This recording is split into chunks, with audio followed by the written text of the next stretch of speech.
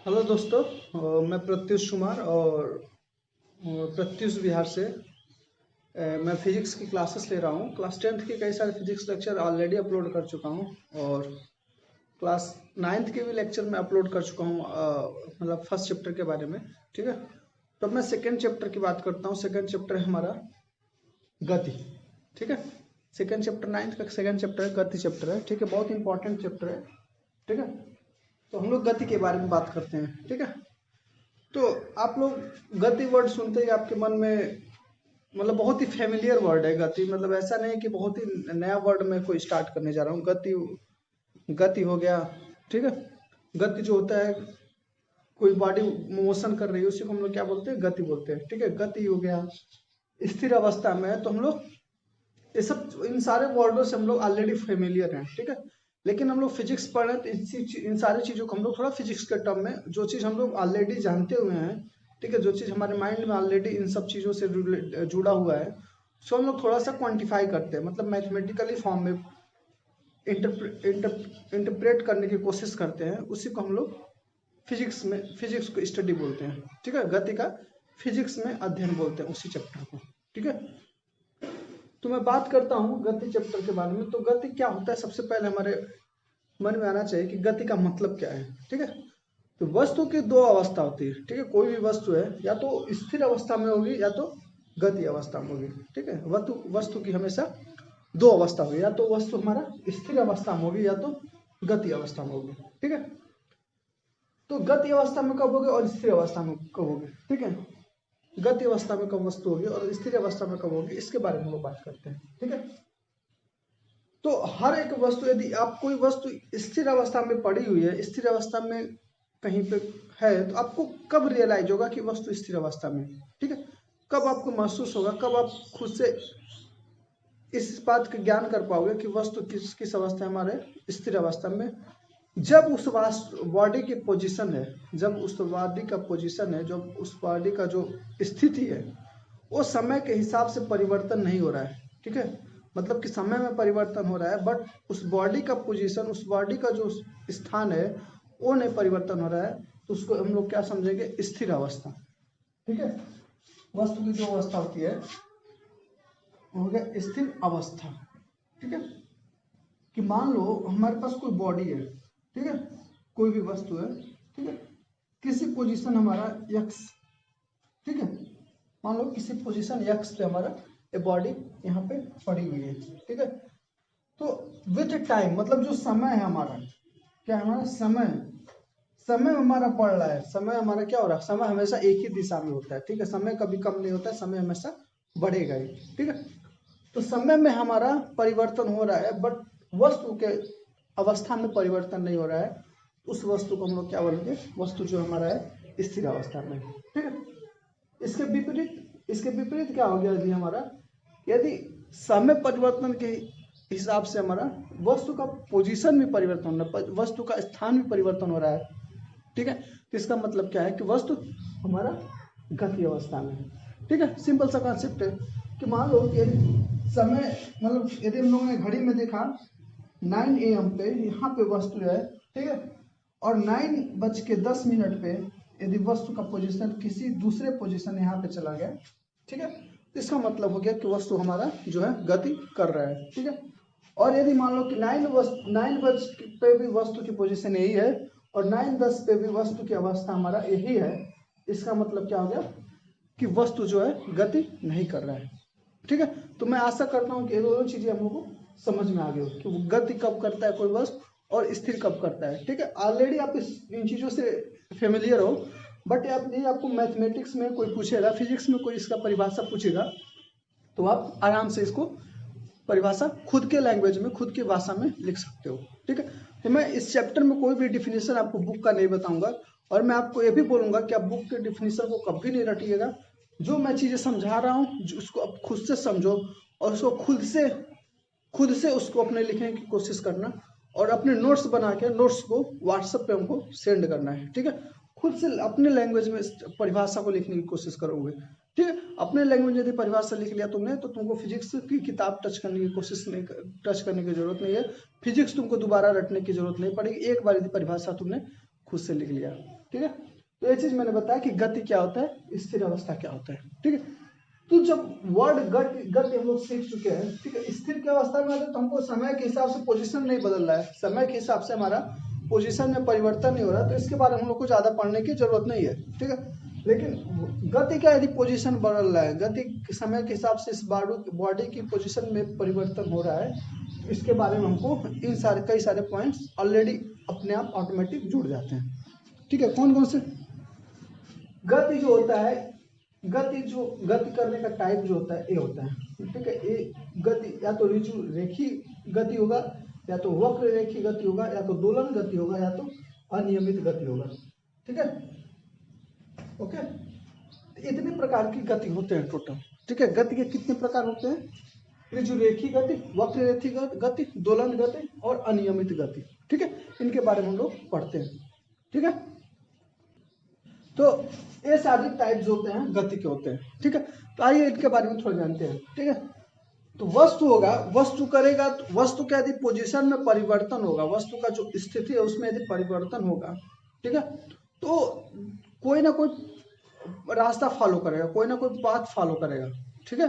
तो उस पाथ के हिसाब से हम लोग इस गति को परिभाषित करते हैं, ठीक है। रास्ते के हिसाब से किस प्रकार का पाथ फॉलो कर रहा है, किस प्रकार का रास्ता वो फॉलो कर रहा है, उसके हिसाब से हम लोग इस गति को हम लोग कैरेक्टराइज किए, इसके हिसाब से हम लोग इस गति को मतलब कई भागों में डिफाइन किए हैं, ठीक है। तो पहला भाग है हमारा ऋजु रेखी गति। ऋजु रेखी गति का मतलब क्या होता है कि यदि वस्तु केवल सीधी रेखा में यहाँ जा रही हो, यदि वस्तु केवल सीधी रेखा में जा रही हो तो उसको हम लोग बोलेंगे ऋजु रेखी गति, ठीक है। मतलब कि यदि वस्तु केवल हमारा स्ट्रेट लाइन में जा रहा हो, ठीक है, केवल स्ट्रेट लाइन में जा रहा हो तो उसको हम लोग बोलेंगे ऋजु रेखी गति, ठीक है। इसको आप अपने परिभाषा में, अपने लैंग्वेज में लिख लेना परिभाषा कि ऋजु रेखी गति का मतलब कि यदि वस्तु केवल सीधी रेखा में जा रही हो, ठीक है। उदाहरण के तौर पे मैं बोल सकता हूँ कि कोई भी मार्केट हो, ठीक है, जैसे मान लो यहाँ से आप स्कूल से निकलते हो, ठीक है, स्कूल से लेकर जो मोड़ तक आप लोग जाते हैं, स्कूल प्रत्युष विद्यालय के गेट से लेकर हम लोग उस जो पहला मोड़ आता है वहां तक जाते हैं, तो वहां तक हम लोग डायरेक्ट हम लोग सीधी रेखा में जाते हैं, ठीक है। वहां तक कोई मोड़ नहीं है, हम लोग केवल सीधी रेखा में जाते हैं, ठीक। हमारा जो पाथ की रास्ते का जो वो है, क्या बोलते हैं, रेखा है, ठीक है, वो क्या है, सीधी रेखा है, ठीक है। हम लोग जिस रास्ते से जाते हैं वो क्या है, सीधी रेखा में है, तो उसको हम लोग ऋजु रेखी बोलते हैं, ठीक है। उसके बाद हम लोग फिर वो जो मोड़ आता है उस मोड़ से लेकर हम लोग बस स्टैंड के पहले मोड़ तक हम लोग भी फिर सीधी रेखा में जाते हैं, ठीक है। तो जब भी हमारे रास्ते की जो कर्व होगा, रास्ते का जो कर्व होगा, ठीक है, और सीधी रेखा होगा तो हमारा क्या हो जाएगा, ऋजु रेखी गति, ठीक है। नेक्स्ट है हमारा वक्र रेखी गति। तो वक्र रेखी गति में हमारा जो कर्व होगा वो क्या होगा, वृत्ताकार होगा, ठीक है। वक्र रेखी में हमारा जो गति होगा वो वृत्ताकार होगा, ठीक है। लाइक यदि मान लो फील्ड में रनिंग कर रहे हो, ठीक है, फील्ड के चारों तरफ, किसी ग्राउंड के चारों तरफ यदि रनिंग कर रहे हो, वॉकिंग कर रहे हो, तो हमारा क्या होगा, वक्र रेखी होगा गति, ठीक है। नेक्स्ट जो होता है हमारा दोलन गति। दोलन गति का मतलब क्या होता है, दोलन गति का मतलब होता है कि किसी एक पॉइंट के बिंदु के, मतलब कि एक बिंदु के जो दोनों साइड हो हमारा इक्वल डिस्टेंस से जा रहा हो, और इसी बिंदु पे क्या कर रहा है, अपना जो कर्व है उसको फॉलो कर रहा हो, ठीक है, ठीक है। तो किसी एक बिंदु पे वो अपने गति को अनुसरण कर रहा हो, उसी को हम लोग क्या बोलते हैं, दोलन गति। जैसे मान लो कि घड़ी होता है, पहले जो घड़ी होता है इसमें घंटियां लगी होती थी, ठीक है, उसमें जो उसका बेल होता था क्या करता था, इसके किसी एक बिंदु के आसपास ही हमारा क्या करता है, वो फिर इधर जाता है, फिर इधर से इधर आता है, फिर इधर जाता है, फिर इधर से इधर आता है, ठीक है। तो इसको हम लोग क्या बोलते हैं, दोलन गति। मतलब किसी एक बिंदु के दोनों साइड में एक ही रास्ते का अनुसरण कर रहा हो, ठीक है, इतना जितना उधर जा रहा हो उतना इधर जा रहा हो, ठीक है, उसको हम लोग क्या करते हैं, दोलन गति। लाइक एक चूल्हा, एक हमारा मेले में जाओगे तो मेले में एक हमारा क्या होता है, झूला होता है, ठीक है। मेले में एक इस टाइप का जहाज के टाइप का, एरोप्लेन के टाइप का एक झूला होता है, ठीक है। इधर बैठा दिया जाता है, कुछ लड़कों को इधर बैठा दिया जाता है, ठीक है। और ये जो झूला होता है वो अपने हिसाब, अब इस साइड में भी क्या करता है, गति करता है, ठीक है, थोड़ा इधर जाता है फिर थोड़ा उधर जाता है, ठीक है। तो वो इस बिंदु पे क्या कर रहा है, इस बिंदु के सेंटर मानते हुए, इस बिंदु को रेफरेंस मानते हुए वो क्या कर रहा है, दोलन गति कर रहा है। ठीक है, थोड़ा उधर जा रहा है, थोड़ा इधर जा रहा है, तो क्या कर रहा है, इस बिंदु पे अपना रेफरेंस मान के, सेंटर बिंदु मान के क्या कर रहा है, दोलन गति कर रहा है। ठीक है। और हमारा जो झूला भी होता है, जो हम लोग झूला झूलते हैं,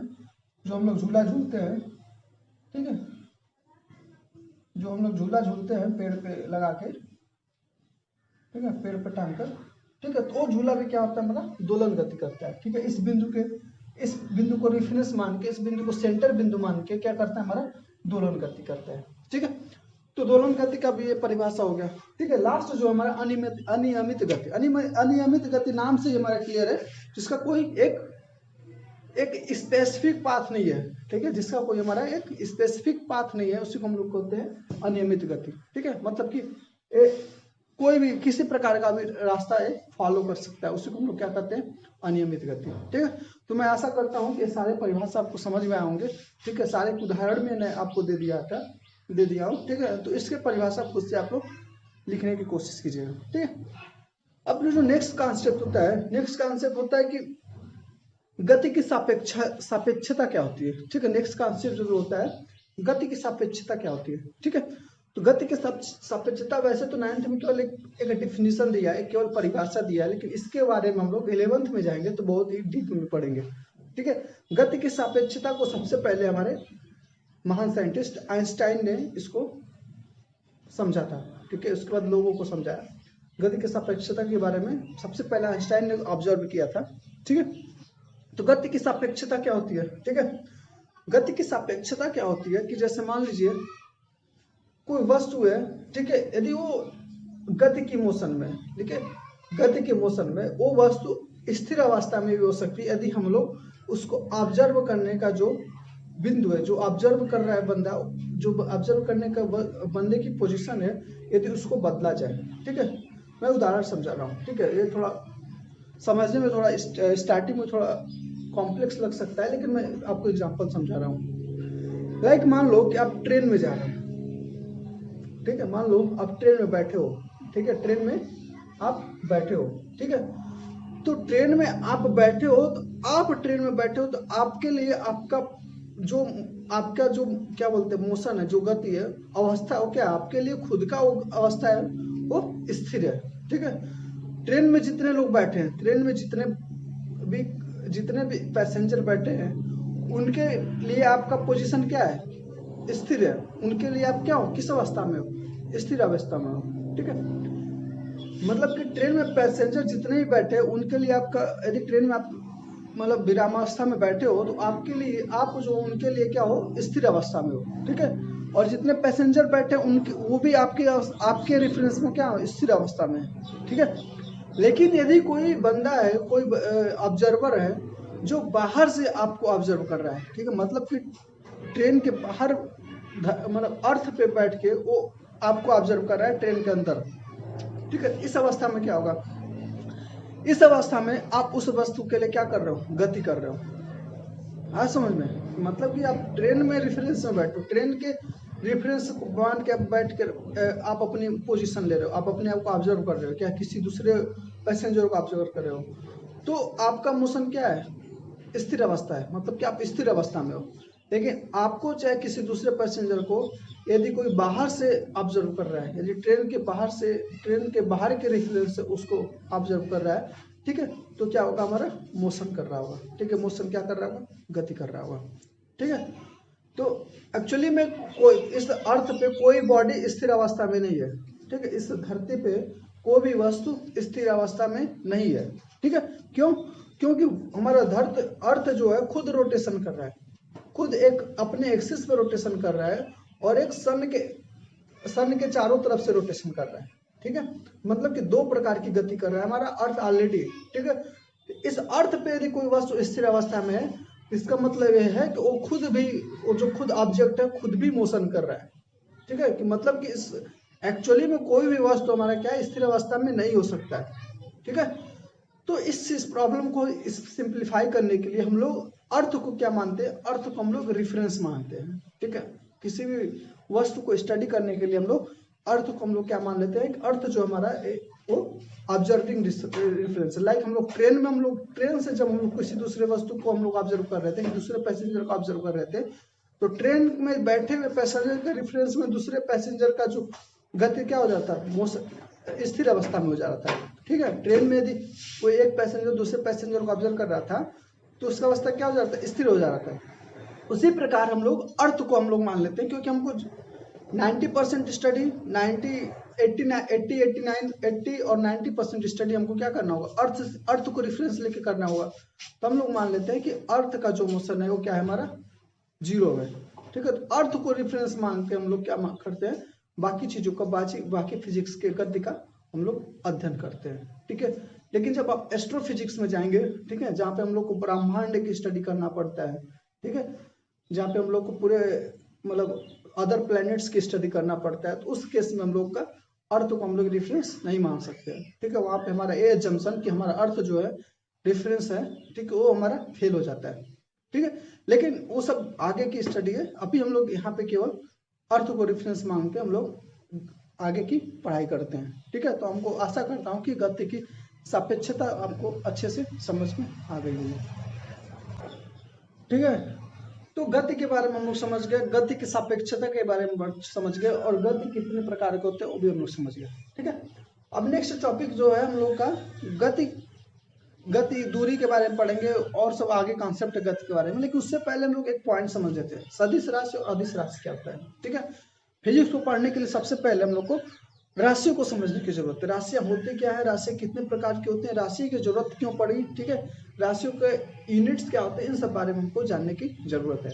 ठीक है, तो राशियां क्या होती है, ठीक है, राशियां क्या होती है, ठीक है, कोई भी चीज है, कोई भी क्वांटिटी है, उसको रिप्रेजेंट करने के लिए हमको किसी न किसी चीज को जरूरत पड़ेगी।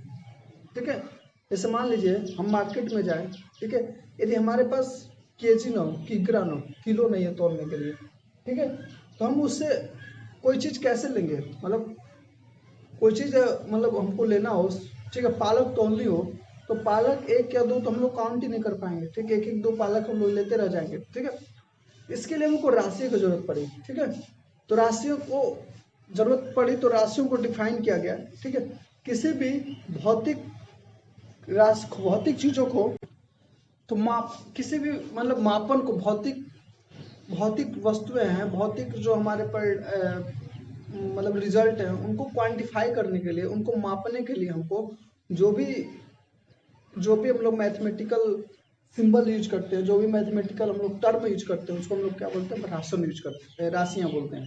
ठीक है, लाइक हम लोग भौतिक जो गुणवत्ता है हमारा क्या है, भार है, भार को मेजर करने के लिए हमारे पास क्या है, ठीक है, भार मतलब उसको सिंप्लीफाई किया कि हम लोग उसको केजी में मेजर करेंगे। ठीक है, ठीक है, 2 बिंदुओं के बीच का हमको दूरी नापना हो, ठीक है, तो उसके लिए दूरी डिफाइन किया गया है।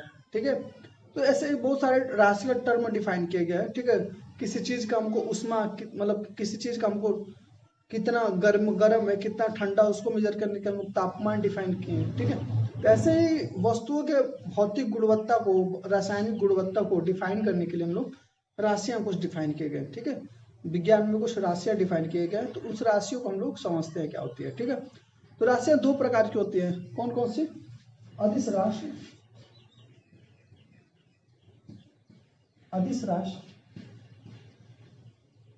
और क्या हो गया हमारा, सदिश राशि।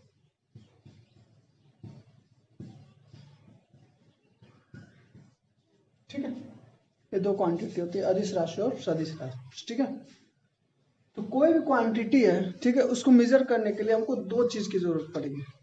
क्या चीज, 2 चीज की जरूरत पड़ेगी। पहला, वस्तु का परिमाण कितना है, ठीक है, वस्तु का परिमाण कितना है, ठीक है, मैग्नीट्यूड कितना है, ठीक है, और दूसरा उसका दिशा कितना है। ठीक है, ठीक है, तो बहुत सारे राशियों के केस में हमको दिशा की जरूरत नहीं पड़ेगी, और बहुत सारे के केसों में हमको दिशा की जरूरत पड़ेगी। ठीक है, तो उसको हम लोग समझते हैं। तो कोई भी राशि होगा तो राशि के अंदर हमको 2 चीज की जरूरत पड़ेगी, एक परिमाण और दूसरा क्या हमको जरूरत पड़ेगी, दिशा।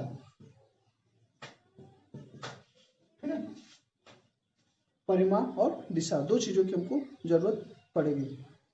ठीक है, तो परिमाण को हम लोग क्या बोलते हैं, हम लोग मैग्नीट्यूड।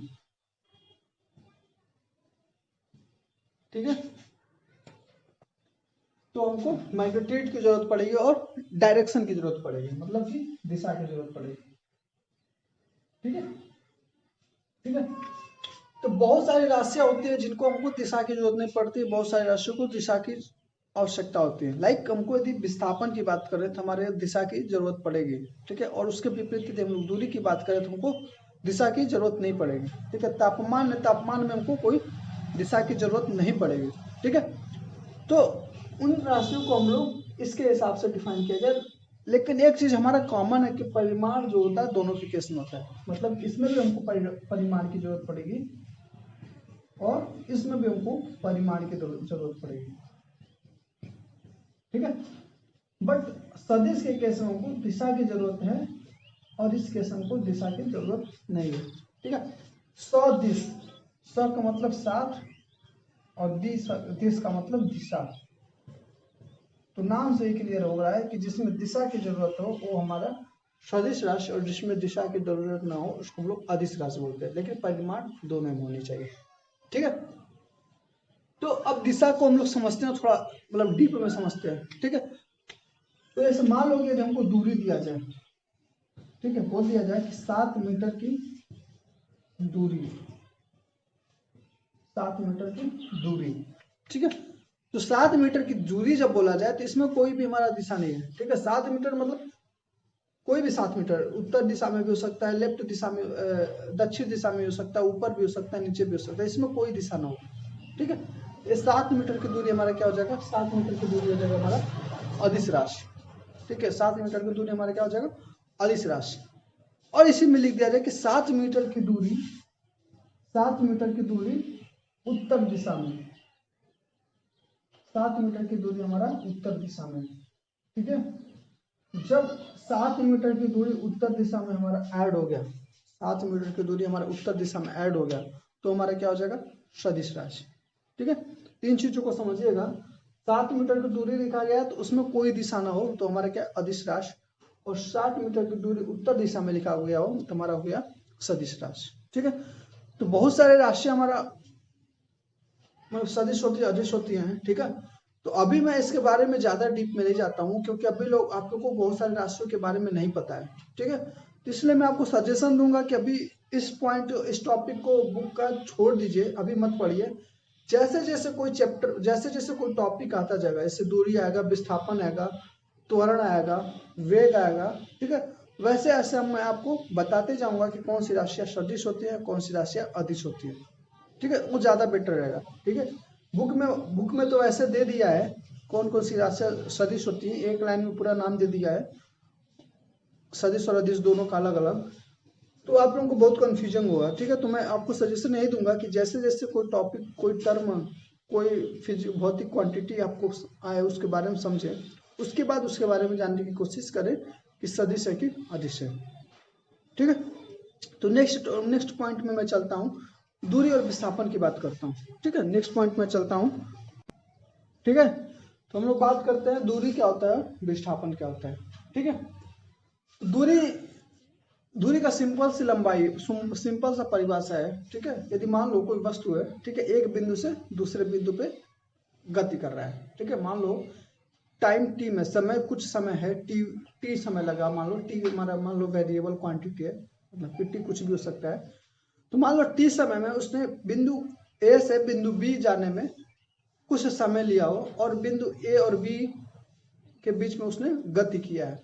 ठीक है, ऐसा मान लो। ठीक है, एज्यूम कर लो। तो दूरी क्या होता है कि किसी भी दो बिंदुओं के बीच के रास्ते की लंबाई को हम लोग क्या बोलते हैं, दूरी कहते हैं। ठीक है, यदि वस्तु की बात करें तो वस्तु के आरंभिक और अंतिम और प्रारंभिक बिंदु के टोटल रास्ते की लंबाई को, कुल रास्ते की लंबाई को हम लोग क्या बोलते हैं, हम लोग दूरी बोलते हैं। ठीक है, तो मान लो कि कोई बंदा, चाहे आपने को मान लो कि यहाँ से स्कूल है प्रत्युष विहार। ठीक है, इस पॉइंट को दोनों उसको समझिएगा अच्छे से। ठीक है, मान लो यहाँ से हमारा स्कूल है। ठीक है, अब वो स्कूल से हमारा गति करता है। ठीक है, तो सबसे पहले इधर जाएगा, ठीक है, सबसे पहले इधर जाएगा, ठीक है। यहाँ से स्कूल से निकला, यहाँ मोड़ तक गया, मोड़ से उसने टर्न लिया, ठीक है, टर्न लेके वहां पहुंचा हमारा बस स्टैंड तक, ठीक है, बस स्टैंड तक पहुंचा, ठीक है। बस स्टैंड नहीं, बस स्टैंड से पहले एक मोड़ है, मोड़ से हमारा क्या किया, टर्न लिया, बस स्टैंड तक पहुंचा, ठीक है। यहाँ से निकला, स्ट्रेट गया, यहाँ से मोड़ से टर्न लिया, बस स्टैंड पे गया, ठीक है। फिर बस स्टैंड से हमारा क्या हुआ कि स्ट्रेट गया, बस स्टैंड से हमारा क्या स्ट्रेट गया हमारा, और इमामबाड़ा चौड़ा पहुंचा, ठीक है। इमामबाड़ा से फिर एक टर्न लिया और यहाँ पे पहुंचा हमारा, सपोज करो खजुआ चौड़ा, मान लो हम लोग इसको ले लेते पॉइंट खजुआ चौड़ा, ठीक है।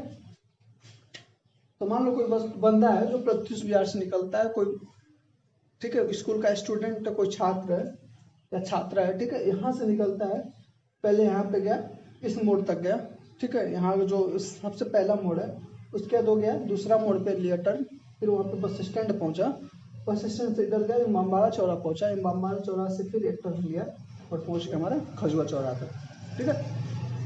अब बताओ इसमें मान लो टोटल समय कुछ समय लगा होगा T1 समय, ठीक है, T1 की हमको वैल्यू पता है, लेकिन T1 किसी के हर के लिए विपरीत हो सकता है, मान लो T1 समय लगा, ठीक है। तो मैंने बोला कि दूरी क्या होता है कि आरंभिक बिंदु और अंतिम बिंदु के रास्ते की कुल लंबाई क्या होता है, हमारा कुल लंबाई क्या होता है, हमारा दूरी होता है। मतलब इसको जोड़ देंगे, इसके लंबाई को जोड़ेंगे हम लोग, इसके लंबाई को जोड़ेंगे, इसके लंबाई को जोड़ेंगे, इसको जोड़ेंगे, इसको जोड़ेंगे हम लोग, तो क्या आ जाएगा, हमारा दूरी हो गया, ठीक है, आया समझ में। मतलब कुल रास्ते की जो लंबाई है उसको हम लोग क्या बोलेंगे, दूरी बोलेंगे।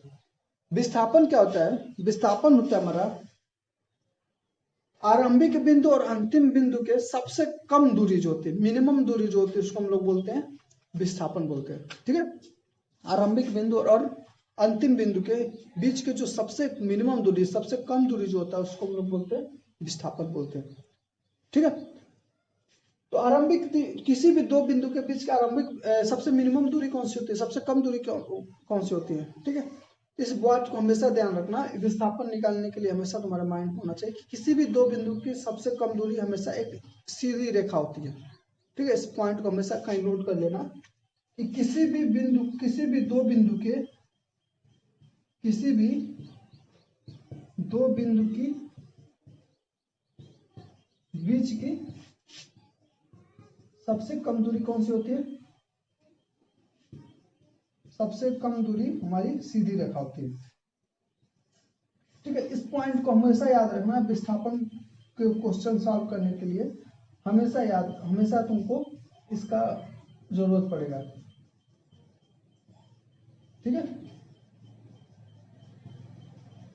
इस बात को याद रखना, किसी भी दो बिंदु के बीच के सबसे कम दूरी विस्थापन करती है, ठीक है।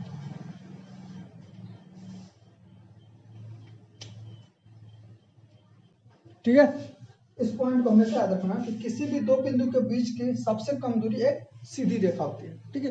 कोई भी दो पॉइंट दे दिया गया उसके बीच की सबसे कम दूरी कौन सी होगी, एक सीधी रेखा होगी, ठीक है।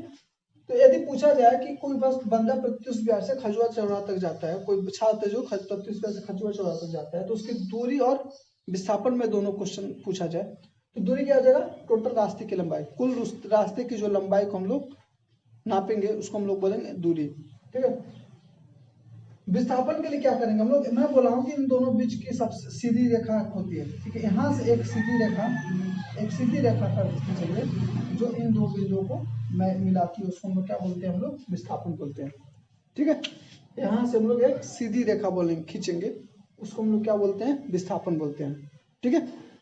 इधर से मैंने एक सीधी रेखा बोला हम लोग, उसको हम लोग बोले विस्थापन, ठीक है। तो दूरी कुछ और हो गया, विस्थापन कुछ और हो गया, ठीक है।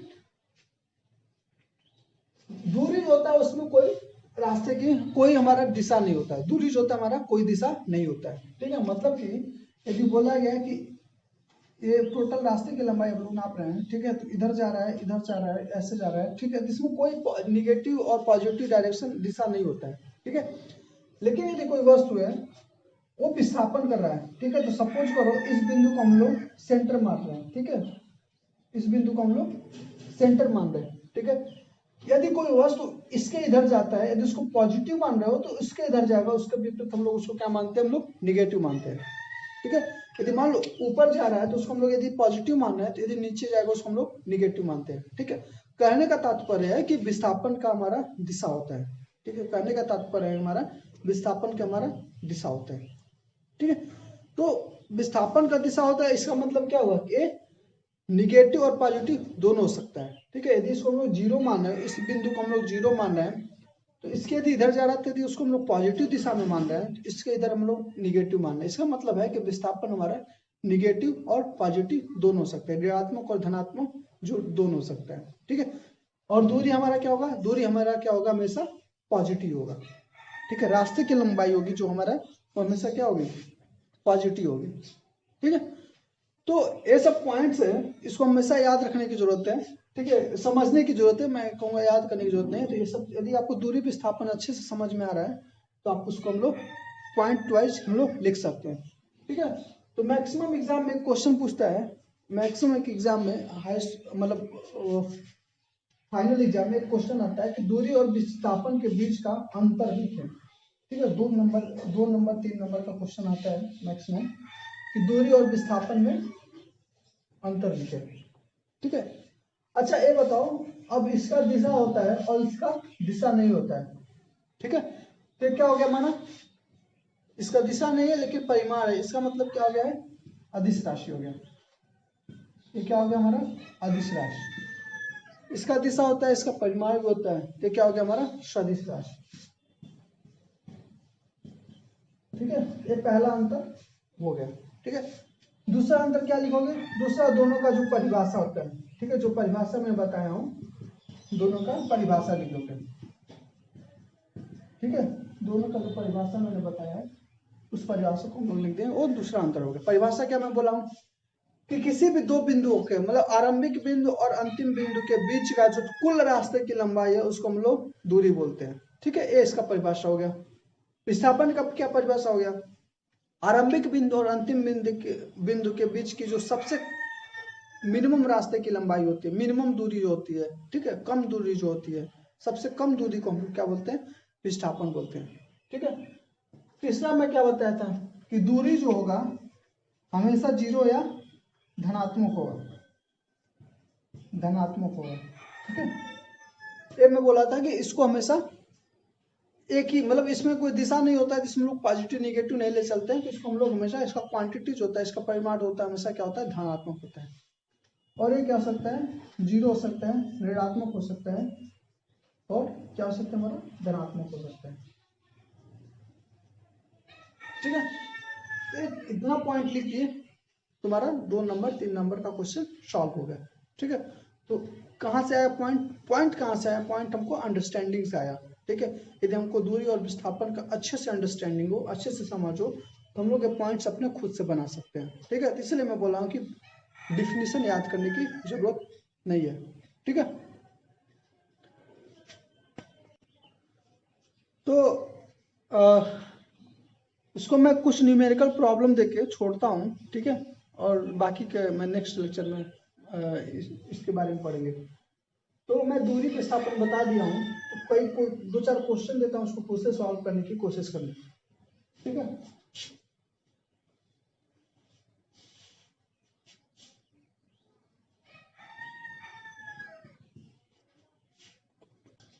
ये सारे कुछ क्वेश्चन दिया हूँ मैं, 5 टाइप्स क्वेश्चन दिया हूँ। ठीक है, यदि क्वेश्चन आपको सॉल्व हो गए तो इससे इसके अलावा कोई क्वेश्चन नहीं बनता है विस्थापन और दूरी के लिए। ठीक है, तो बहुत सारे मतलब ये बहुत ही हाई लेवल क्वेश्चन है, कंपटीशन वॉम्पिटिशन में इसी टाइप के क्वेश्चन पूछे जाते हैं। ठीक है, तो दूरी और विस्थापन दोनों का जो एसआई यूनिट होता है, ठीक है, इकाई मात्रक जो होता है हमारा क्या होता है, मीटर होता है। ठीक है, इस बात को हमेशा ध्यान रखिएगा। ठीक है, दोनों का इकाई मात्रक मीटर होता है। ठीक है, तो बिंदु क और ख के बीच का दूरी और विस्थापन ज्ञात करना है। ठीक है, बिंदु क और ख के बीच का विस्थापन ज्ञात करना है। ठीक है, तो मान लीजिए पहला क्वेश्चन जो है, यहाँ से कोई वस्तु चलता है, ठीक है, यहाँ पे आता है, फिर यहाँ से यहाँ जाता है, यहाँ से लास्ट पॉइंट ख पे पहुंचता है। ठीक है, तो कुल हमको दूरी पता करना है, कुल विस्थापन पता करना है। ठीक है, तो मैं क्या बोल रहा था कि इन दोनों बीच का जो सबसे मिनिमम दूरी होता है वो क्या होता है हमारा, विस्थापन होता है। मिनिमम दूरी का मतलब क्या होगा, हमारा एक सीधी रेखा। ठीक है, तो ये क्वेश्चन आशा करता हूँ कि सॉल्व हो जाएगा, बहुत इजी क्वेश्चन है।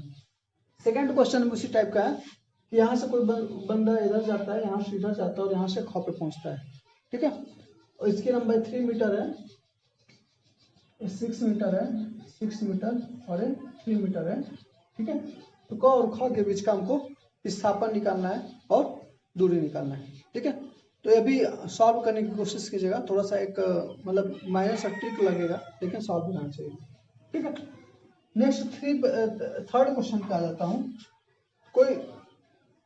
कोई है जो मोशन कर रहा है, गति कर रहा है एक वृत्ताकार में, मतलब कि इस पे गति कर रहा है। ठीक है, वृत्ताकार कोई कर्व है, उस पर गति कर रहा है।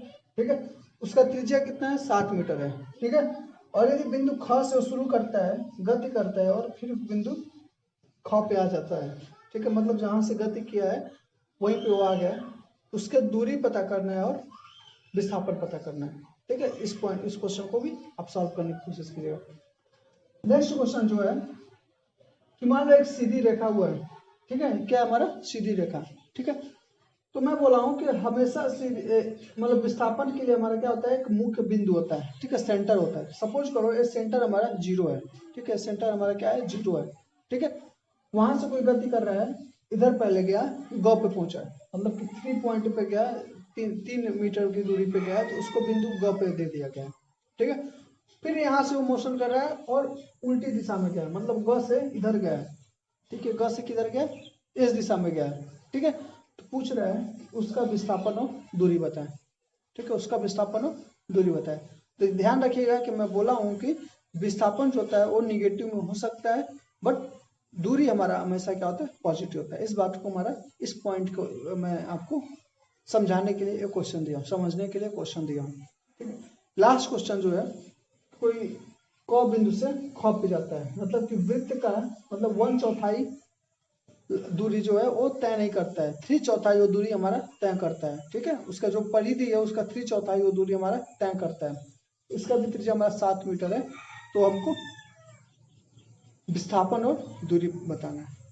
ठीक है, इन सारे क्वेश्चन को खुद से सॉल्व कीजिएगा।